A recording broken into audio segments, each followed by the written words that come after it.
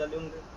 बरोबर जे अशी मुद्दे हे करून दे, उद्या आपल्याला त्याच्यासोबत चर्चा करता. जेव्हा हा विषय आला मी आमच्यामध्ये अजेंडा घरी आला होता, मी माझ्या मिसेसला म्हणतो हा विषय तुम्ही उचलतो म्हणजे मुद्दे सांगायचे मी उचलला की अमृत योजना कशी राहील. मग तेव्हा ऐकलं होतं काकडे साहेब सांगायचं काकडे मॅडमला म्हणे बोरीकरला म्हणे सांगा उत्तर द्यायला समजा आमचं अजेंडा लिहिलं असतं. बोरीकर कोण?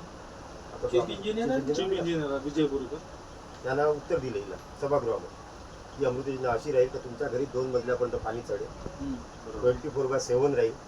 समजलं का ते नागपूर सरकार 24/7 पाणी राहील आणि तुमच्या घरी मीटर राहील.